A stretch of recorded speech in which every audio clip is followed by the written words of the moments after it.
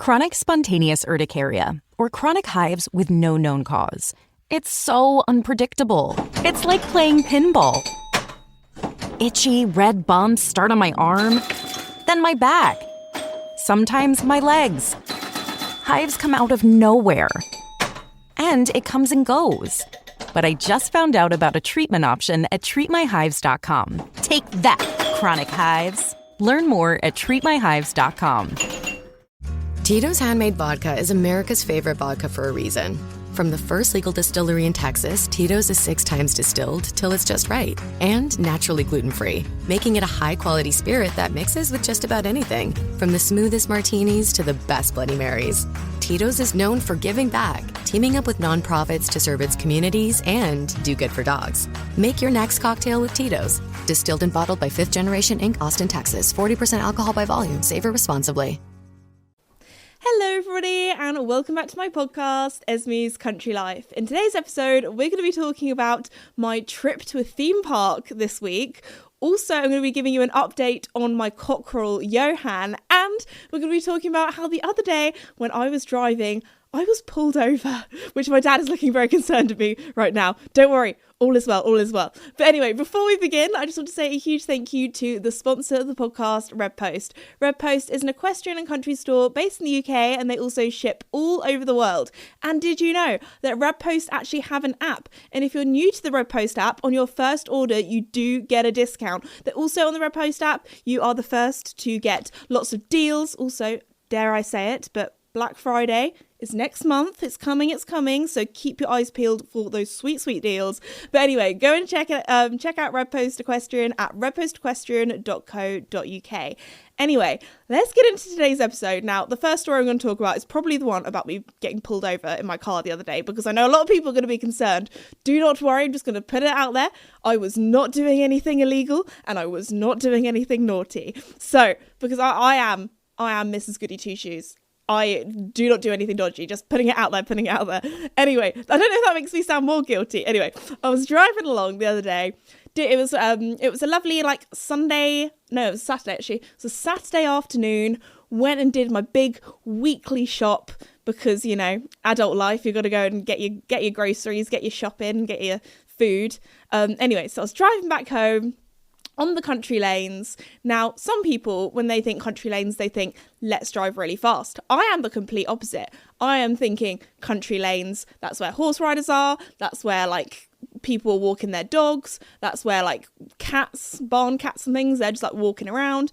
Also, lots of animals, that kind of thing. So, I know that some people are absolutely ridiculous drivers on country lanes because they know that, I don't know, there's not really any police officers there doing speed checks or that kind of thing. And also, a lot of country lanes, it's like those videos that you see on the internet, which is imagine showing this country lane to an American and telling them that you can go 60 miles per hour on this road. This road basically has no speed limit, but it's not a single way track either. There's only enough room for one car, but you can go both ways and you can go 60, and that is the law. But anyway, that's what the country lanes are like around where I am. It's proper twisty turny. Also, when there's a really tight bend, there's a lot of kind of blind corners. You best believe I'm going 5 miles per hour around those corners, because there have been so many times where I've gone around those corners and somebody has been herring and tearing and driving way too fast around the corner, and I have been able to stop very quickly, and they haven't, and they have gone into hedges. Anyway, so back to the story. I'm driving along nice and carefully and nice and cautiously around my little country lanes. I know these back lanes really well, but still driving nice and carefully. Never go basically over 30 around those country lanes, just in case. But anyway, driving along. And then what happens is I see some people and they're stopped in there outside their car. It's a mum and 2 kids. And I'm like, oh, that's a bit weird. Don't know what they're doing. The kid was literally standing kind of blocking off this lane. I was like, I don't really know what's happening here. Maybe it's some sort of scavenger hunt or some sort of family thing going on, or some sort of, you guys know me, I always get stuck in some sort of running race, some sort of cycling race. It just happens to me. They're attracted to me. Anyway, even happened the other day. I can't remember if I told you the story or not, but we went up to my uncle's and we were driving along And we got stuck in this cycle race. Anyway, moving on. Back to the story that I was saying. You guys know me. I love to go off topic on this podcast. So I'm driving along and I thought, oh, that's a bit weird. But anyway, carry on going nice and slowly just in case, something happens. And then I see these two girls and there's this big rope blocking off. So we have like a triangle where you can go 3 different directions. And they're blocking off one of the directions. And I thought, oh, I've been stopped. I've been pulled over. They were like kind of waving at me to like stop my car. And obviously like I was stopping because they had like a big rope in the middle of the road.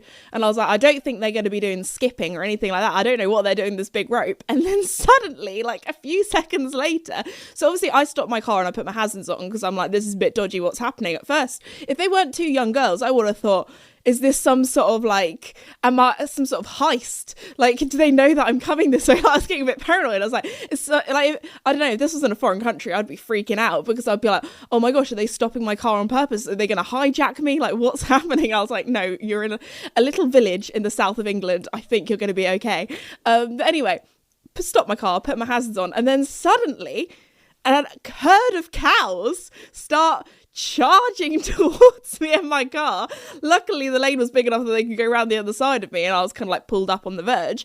But what was so funny, these cows are absolutely charging. They were herring around this corner and suddenly you could see the realization on the cows' faces that my car was there. And obviously my car had my hazard lights on, so they were like blinking away, flashing away. And then suddenly all these cows just suddenly just stopped, put the brakes on and spooked at my car, and they were like, whoa, what's this? What's happening here?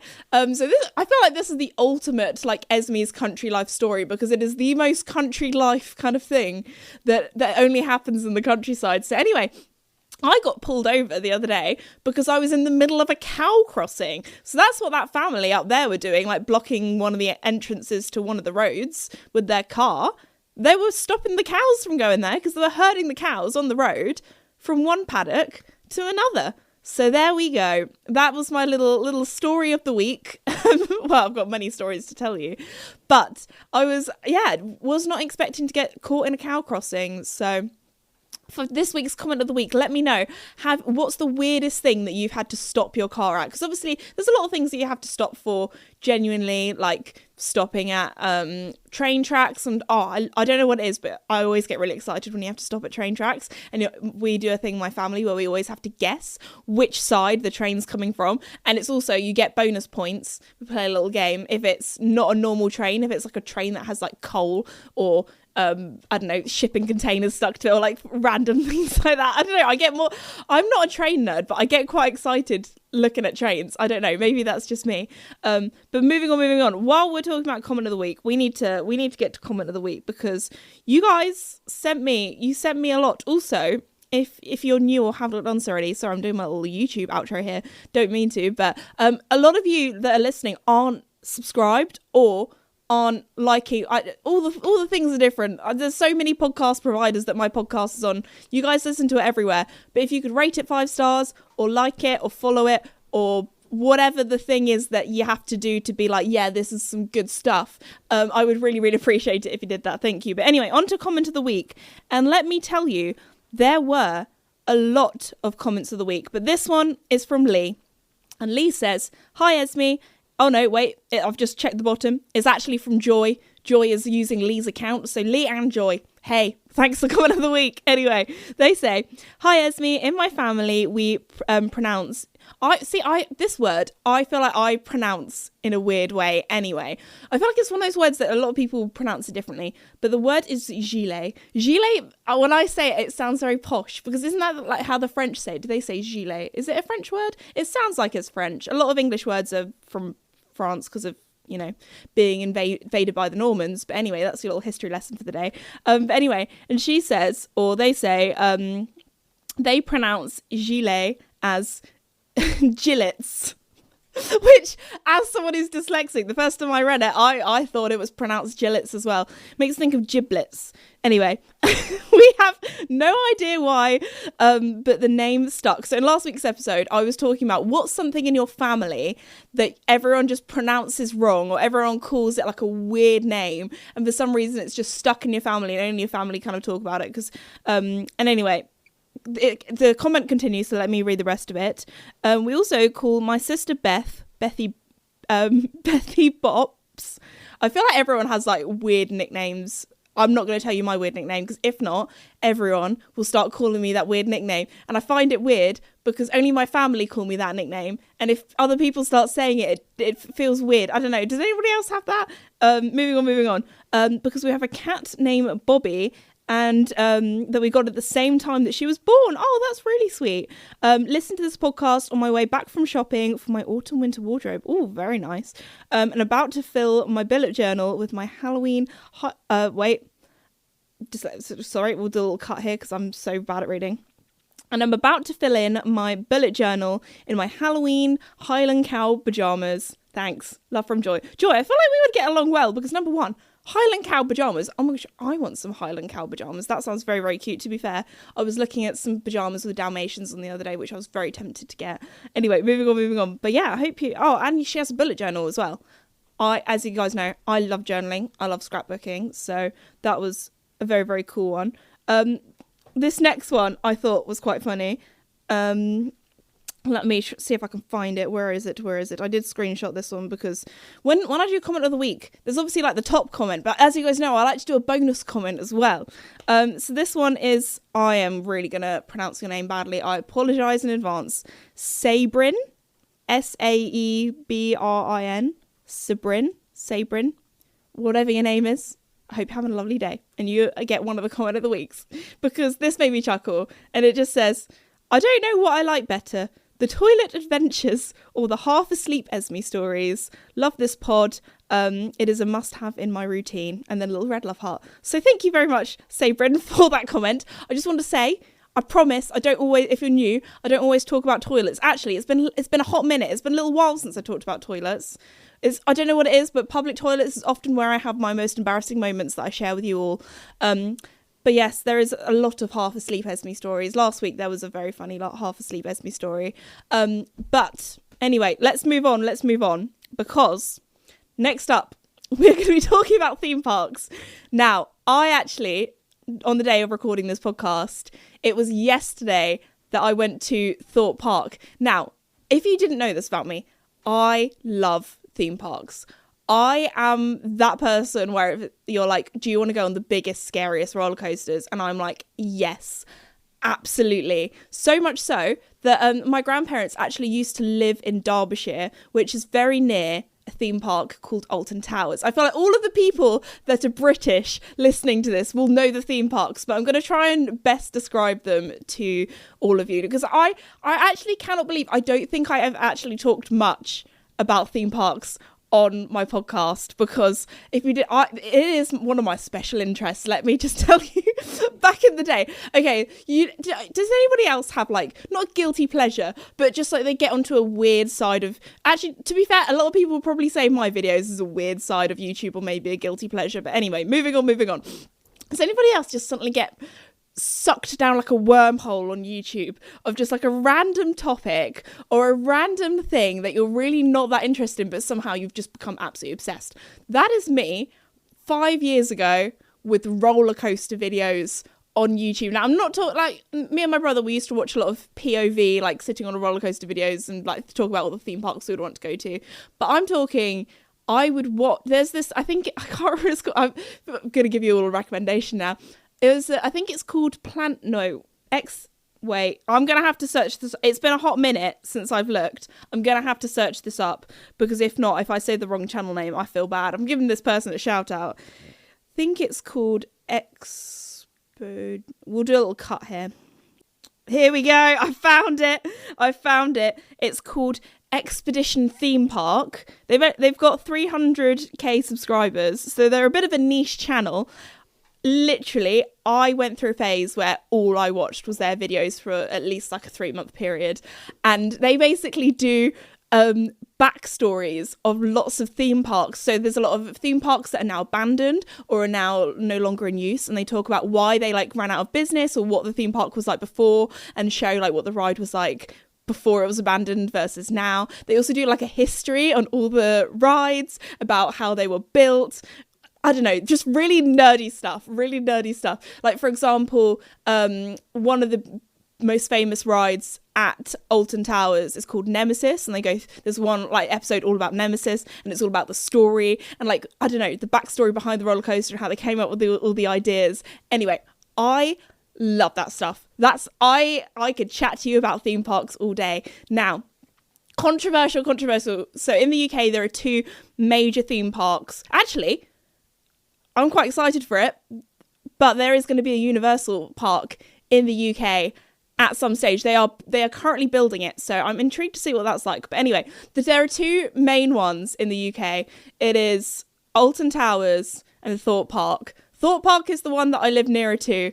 So technically that's my home park, but to me in my heart, Alton Towers is my home park, because when I was a kid, we would go to Alton Towers every single summer. Like, that is my Disneyland. That is my childhood. You know how some people, they get really excited about going to Disneyland and they go like every year? That is me with Alton Towers. Now, they actually have quite a lot of like themed areas at Alton Towers, and the thing that I really like about it is I do think it's better than Thorpe Park. I'm sorry, it's controversial, I know, but they have like everything for the whole family. So when I was younger, because obviously I have a younger brother, when I could go on the big rides and he couldn't, he could still go around the kiddie fun bit and still have a great time. When Thorpe Park, I would say you have to be over 1.4 meters? Yeah, to go on the big ones.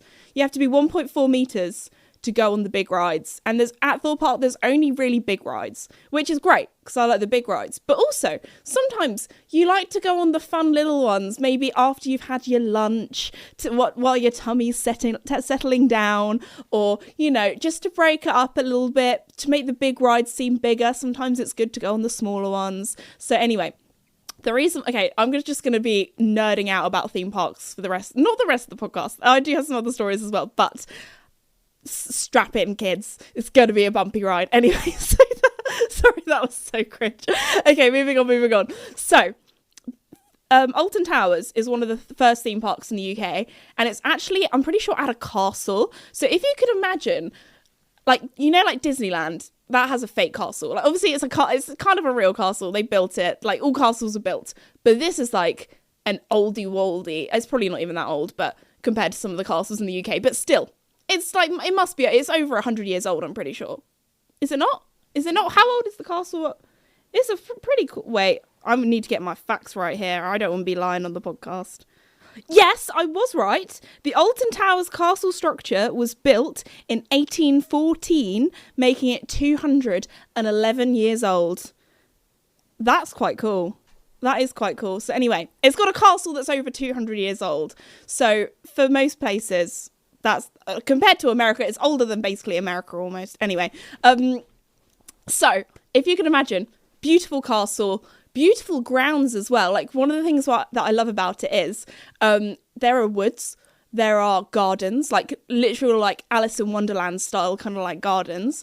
There's also like a pond that you can go to, but also the park is so big because obviously it's in all of this lovely woods. You have to get from one area to the other using a cable car.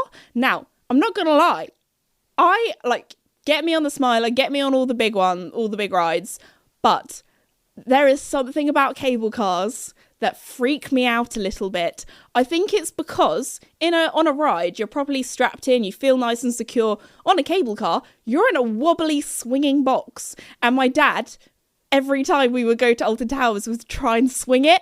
And I think maybe that's why I'm a little bit traumatized by cable cars. Because especially if it's like, you know, we're talking about England here, which is often windy and rainy. When you're in a cable car and it's windy and rainy, anyway, it's called the Sky Ride. Also, it's such a big park that you have to go on a little monorail before you even get into the park, just to get you from the car park to the actual park. And I would always be very excited about what monorail kind of we would go on, because they're all themed, and I'd always really want to go on the cow one or the strawberry one. If you know, you know. So anyway, one of the rides, the reason why I wanted to tell you the story is because one of the rides at Alton Towers is called 13, which actually might be one of my favourite rides ever. Now, it's not a super big loop-de-loop roller coaster. I'm pretty sure you can be 1.1 meters and still go on it. So there's a lot of like kids that are like shorter that go on this ride. And you're not like properly like strapped in, because obviously you don't go upside down, so you just have kind of a lap bar over you. Now, for some context, my brother, I think, was at the stage where he wasn't 1.4 meters yet. He couldn't go on the big boys, but he could go on this one. And we went to Alton Towers as a family of 4. So back in the day, me and my dad, me being the older child, would go on all the big ones. My brother and my mum, they would go to I think they had like a CBeebies land. I don't know if they still have that, but it's like a kids kind of area. I think before that it was like a farm themed area. Anyway, they had like soft play, all that kind of stuff. Anyway, so it was at the stage where my brother was starting to go on slightly bigger roller coasters, not the big ones, but like the medium sized ones. And we were like, Mum, you have to come on because Max needs someone to sit next to and I need to sit next to Dad. Like, that was kind of like the rules. So my mum was like, okay, I'll go on this roller coaster, because she thought, oh, it's only a little one. It's only like 1.1 meters. It doesn't go upside down. All's well. Now, there are going to be some spoilers for this roller coaster, but this roller coaster has been around for like over 10 years, I want to say. So if you haven't been on it yet, then sorry, I'm going to tell you what happens in this roller coaster. But anyway, so we go on in, and it's actually quite like, the thing I love about Alton Towers is all of the rides. This is not an ad for Alton Towers, by the way. I'm just a big fan.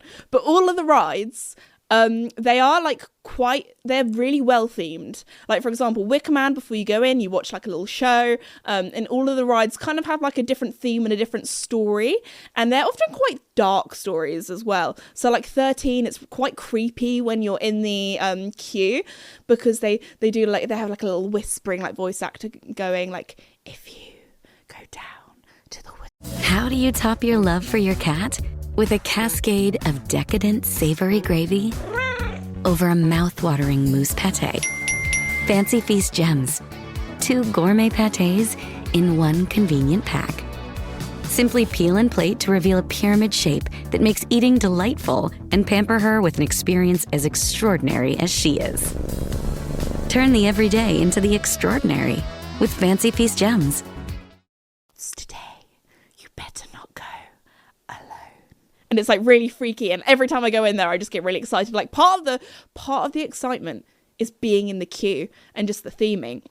And I'm pretty sure they have a thing that like they have like lights that kind of flicker, and then they kind of like zap and make a noise, and that always makes me jump. Like a jump scare will always get me. They're the things that freak me out the most. So anyway, it's like for a ride that smaller children can kind of get on, it is a little bit creepy, it's a little bit spooky. So anyway, we get in, we're strapped in, we're locked in, and my brother was like, oh, I'm only little, you'll be fine, Mum, because my mum hates roller coasters. She hates them so much, but she was being brave for her little boy. And anyway, we go on. Literally, like I was saying to my parents, because I was retelling them this story at lunchtime before recording this podcast, because I was like, I need to talk about this in the podcast. But anyway, and I was saying, if I could relive one of my days on this earth again, it would this day would be up there, because I have like the only way I can describe this is it felt I was laughing on the inside, because I knew I wish I could see my brother's cheeky grin as he turned around and said to my mum, I lied to you. This ride has a drop and it goes backwards in the dark. Now, the two things my mum hates is the dark and going backwards, and also the drop as well. So my mum, I could just see my mum's face, and because they were in front of me, and my brother was like, he was grinning like the Cheshire Cat. He thought this is the funniest thing ever.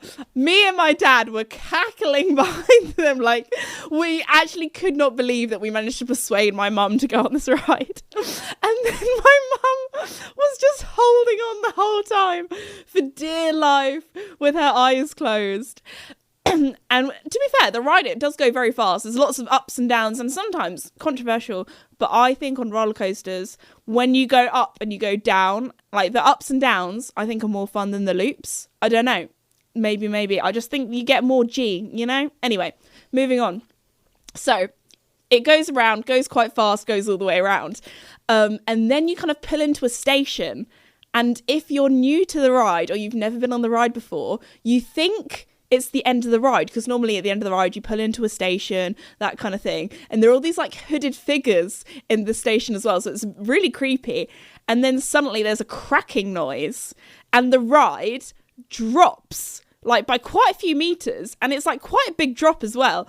And if you've never been on the ride before, it is a jump scare. You do not expect this to happen. And it's that kind of drop where you don't actually go down that far, but your tummy definitely gets left behind. And then after that, you go backwards in the dark for the rest of the ride. And my mum was just hating it so much. And my brother was having the best day of his life. Like, we were just all laughing the whole time. My poor mother, my poor mum, was just like, I'm never trusting you ever again with roller coasters. And I think that's the last ride she has ever been on in her entire life so far. So there we go. Because actually before that we went on, if you are an Alton Towers fan, you'll know the ride that I mean. They have this ride called the Runaway. Is it called the Runaway Mine Train? Is it called? Yeah, I'm pretty sure it is. Because I know they have one at Disneyland that I'm pretty sure is called the same thing or something similar. But anyway, or maybe I need to double check this. But is it called? Yeah, I'm pretty sure it's. I want to fact check. It is called the Runaway Mine Train. Now, the thing about this ride is you don't just get to go round once. You don't just get to go round twice. You get to go round 3 times. And the best thing is every time you get to go round again, because it's such a quick ride, the person who's like, I don't know, on the little speaker goes, choo choo, and it's like a proper like Midlands accent as well, which makes it even better. So anyway, that ride has so many good memories. It's like, it doesn't go fast, it doesn't go upside down. I mean, it goes relatively fast, but it's brilliant. But anyway, okay, so I need to go back to Thorpe Park, which is where I went yesterday. Which, don't get me wrong, I love Thorpe Park, but it's not quite Alton Towers. It doesn't have the magic of Alton Towers. Thorpe Park, in comparison, so Alton Towers it has a beautiful castle, it has beautiful grounds, beautiful woodland, gardens, that kind of thing. Like, even my grandparents would come to Alton Towers with me because they just want to look around the gardens. Maybe not so much in like later years because it's quite expensive to get in just to look at a garden. But when, you know, we were younger kids and things. But then in comparison, Thorpe Park is supposed to be designed that it's like on an island, because when you first walk in, you walk over a bridge and you walk over kind of like a big lake / river that's kind of surrounding it. But Thorpe Park, in comparison, it's outside London. It's basically like a big concrete theme park. There's no woodland, there's no castle, but the rides there are epic. Like, they have some of the biggest coasters. Actually, I'm pretty sure Hyperia, which is the new one that I went on for the first time yesterday, is the tallest coaster in the UK. That is very, very cool. It has Colossus, that used to have the most loops, but it's now been overtaken by 13, which is the Alton Towers one, which back in the day, I used to think obviously the two parks might have had a bit of rivalry, but they actually are owned by the same group, which is Merlin, which I remember as a kid. It was the year that me and my brother both became 1.4 meters. We were tall enough to go on all the big rides. We got a Merlin pass and we did all of the theme parks basically in the UK. So with the Merlin, again, this is not an ad, but it does sound like an ad. It sounds like an ad. But I just remember that being obviously these passes are very expensive. So I remember that being like our Christmas present one year. And we just did all the parks in one year. And then after that, my mum and dad were like, okay, we've done them now. We're not getting a pass next year. We've done it. We milked that pass, because there's also like all of the dungeons that you can go in. So we went in like the London dungeons, which is, if you don't know what that is, it's kind of like it's a little bit like a Halloween scare maze, but they run it all year round. But also there's a lot of like history. So the London ones, they do a lot of stories about London from the past and history, but it's also quite scary. And there's a few rides as well, which is quite cool. Like, they have a drop ride and like a little boat ride. They have like stories about the plague and Sweeney Todd and all that kind of stuff. Anyway, moving on. So we did all of that in one year, and I just remember that being such a fun year, going on all the rides, doing all the things. But anyway, I need to tell you. Oh, sorry, I forgot to put silence on set. Sorry, guys, I'm just that popular. I'm getting all my texts through while recording the podcast. Anyway, so I need to tell you about my day yesterday, because I think we might have done. Now, if you are a theme park enthusiast, you will know that there is an order to do all the rides, to do the best ones first, which ones to do, what order. Now, I think we finessed the system yesterday. So, went with my boyfriend yesterday, and we had a bit of a discussion about which one to do first, because back in the day when I would go with my family, we would always do the newest ride first because we knew that was going to be the most popular. So like last time I went to Alton Towers, we did Wicker Man first because that's the newest ride. And I was saying we should do Hyperia first because that's the newest ride. And then he was like, that's a good idea. But Hyperia is the best ride. It's the tallest one. It's got loads of loops. The issue is if you do that first, everything after that seems like a letdown. And I was like, I see what you mean now. So we were like, okay, this was our plan, and it was a very good plan. So if you want to copy my plan, if you're ever going to Thorpe Park, you're welcome to. You can steal it. So we were there, absolute keen beans, both absolute theme park roller coaster nerds, love it. We were there, bang on 9 o'clock, which is when the park opens. Then after that, we had a little wander around once we got in. Obviously, you have to go through security, get your passes checked, that kind of thing.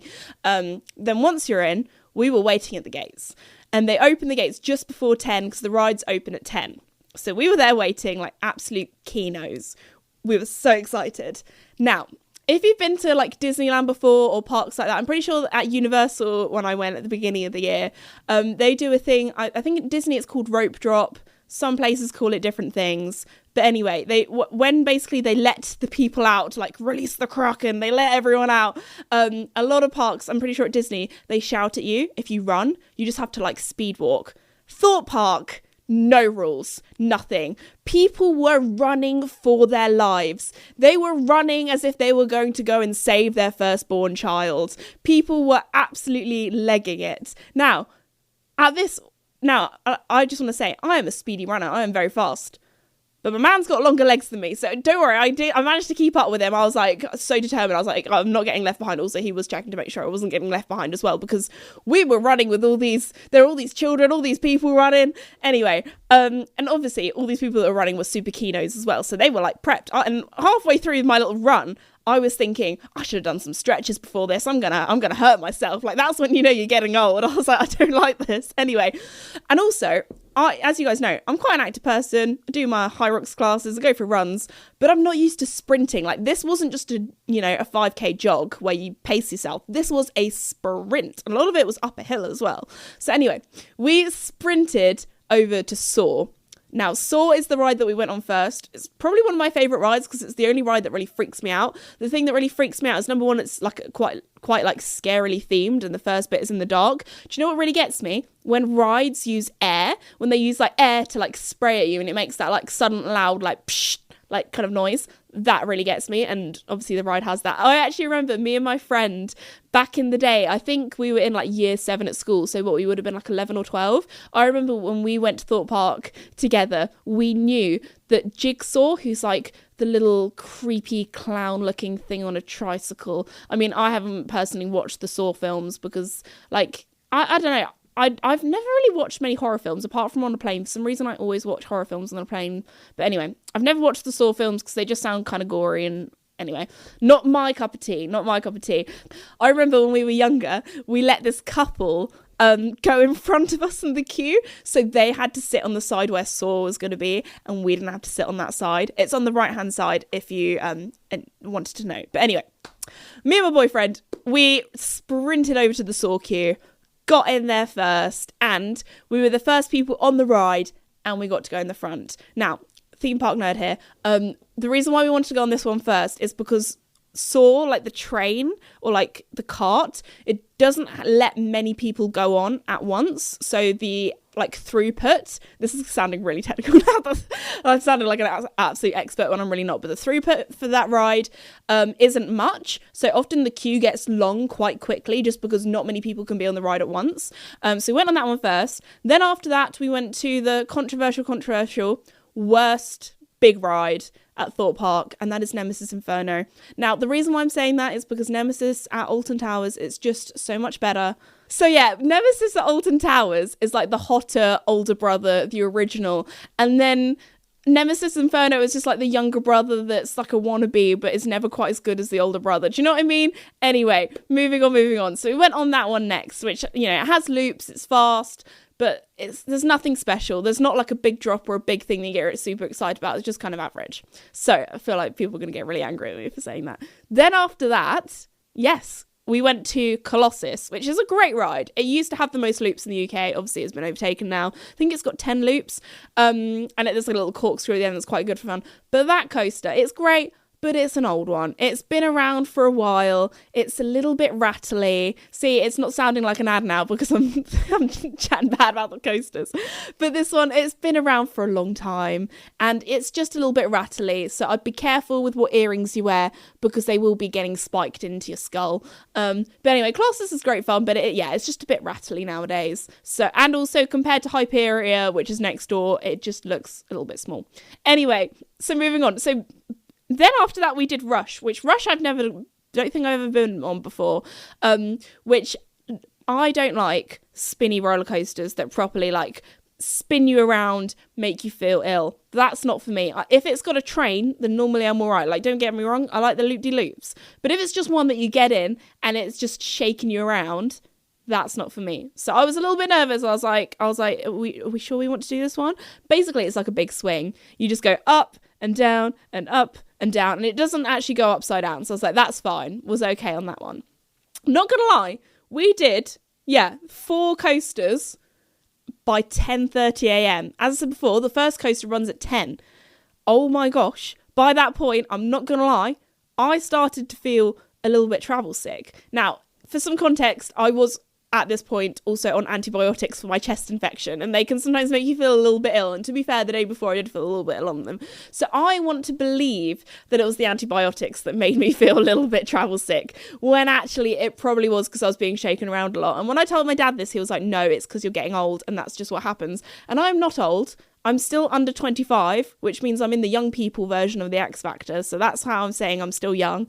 But anyway, moving on. So by that point, after that, we were like, okay, what ride do we do next? Next, we did the Swarm, which back in the day when I used to go to Thorpe Park a few years back, that would always be the first one to go on, because I remember when that ride was new and that was the one that everyone wanted to go on.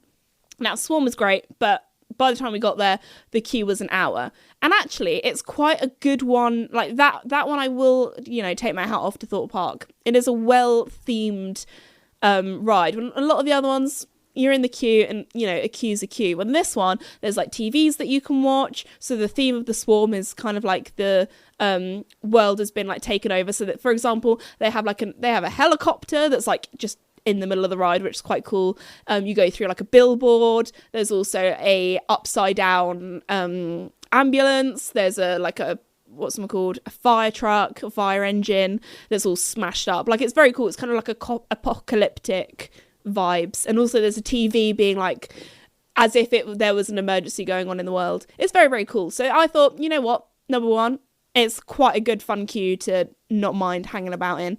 And number two, I was grateful for a little bit of a rest between the rides, because I can't lie, I was feeling a little nauseous. But actually, that queue went really quickly. I always do think when the queues say it's an hour, it's never an hour. It's always like lower than it actually says, which I think is definitely the better way around to be, because you don't want to get in a queue and then it's actually longer than expected. So anyway, went on that.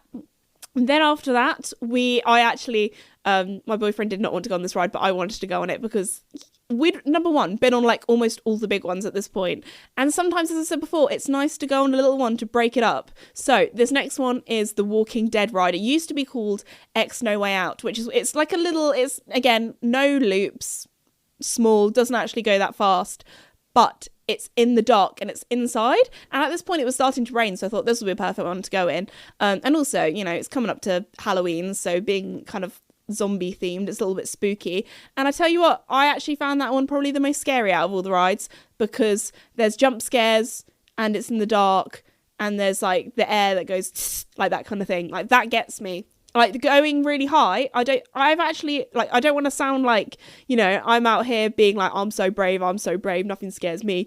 But being really high up doesn't scare me. I think it's because I've had so many adrenaline rushes in my life where I've been on a horse that's been super spicy or excited, or have fallen off a horse and hit the dirt. Like, that's an adrenaline rush. Being on a roller coaster where you feel very safe and strapped in doesn't do it for me. I mean, my dad is very scared of heights, so it probably does do it for him, but I think I've lost my fear of heights, which I'm sure is one of the like fears that you're born with. Like, maybe if I was doing like what's it called, where you're kind of monkeying around in the trees, where you're strapped on like zip wiring, that kind of thing. I think that would still scare me, actually. But being on roller coasters don't really, to be fair, Hyperia was actually very high up. But anyway, after that, we went on the Detonator, which is one of those ones which goes very high up and then drops you down. That one got me. That one, it's like when they do the countdown, it freaks me out a little bit, because it's like that anticipation of having that like feeling where your tummy gets left behind. Unfortunately, my favourite one's Stealth, which goes super, super quick. It's like 0 to 60 in like 3 seconds, I want to say. And it goes really high up and just goes up and down, which some people say it's boring because it literally just goes up and down. That one always gets me. But unfortunately, it was too windy or rainy. It just wasn't working like the whole day. So that was very sad. And then last but not least, we went and had some lunch, and then we went into the Hyperia queue.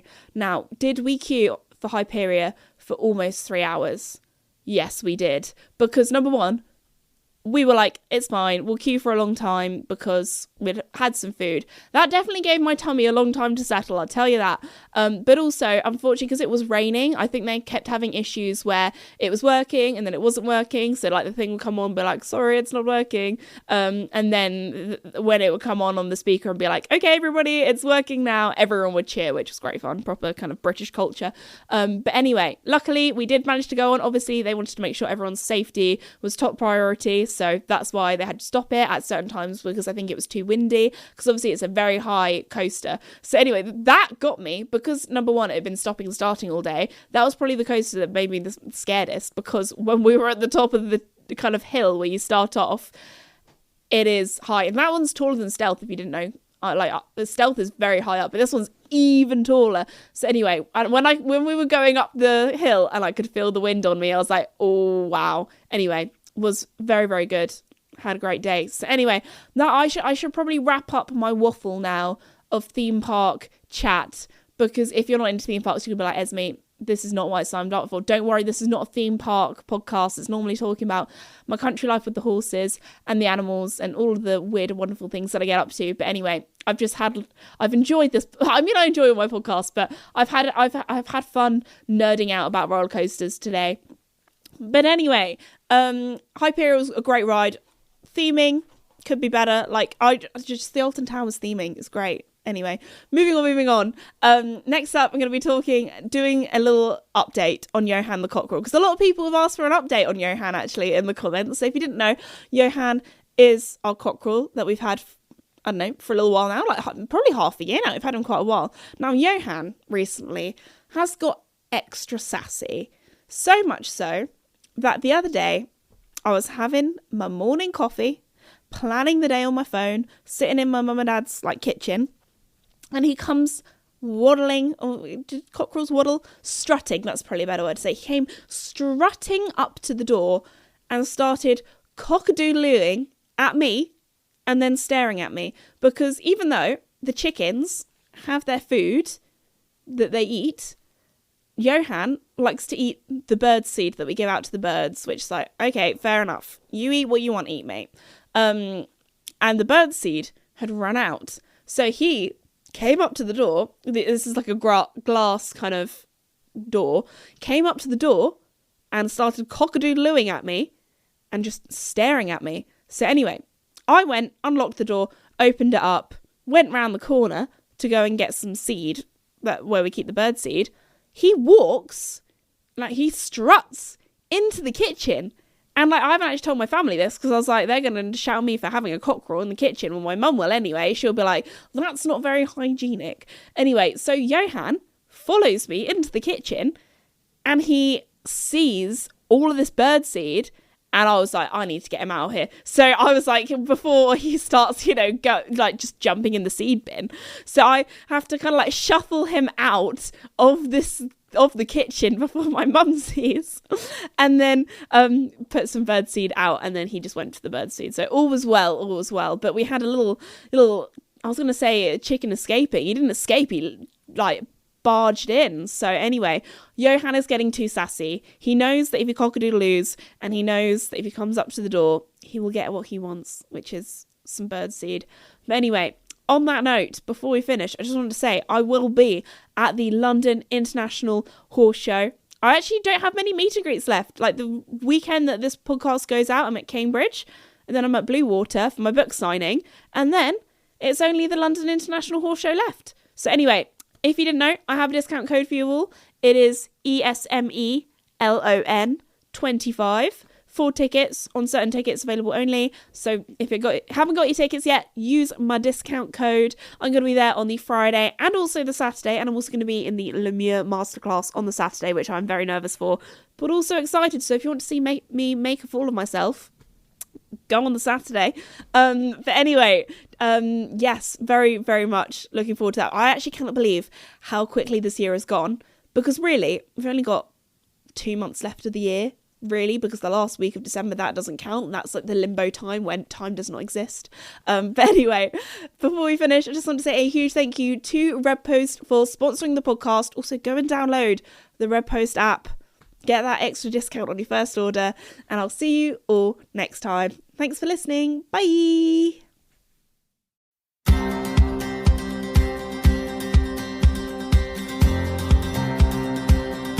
This episode is brought to you by LifeLock. It's Cybersecurity Awareness Month, and LifeLock has tips to protect your identity. Use strong passwords, set up multi-factor authentication, report phishing, and update the software on your devices. And for comprehensive identity protection, let LifeLock alert you to suspicious uses of your personal information. LifeLock also fixes identity theft, guaranteed or your money back. Stay smart, safe, and protected with a 30-day free trial at LifeLock.com/podcast. Terms apply.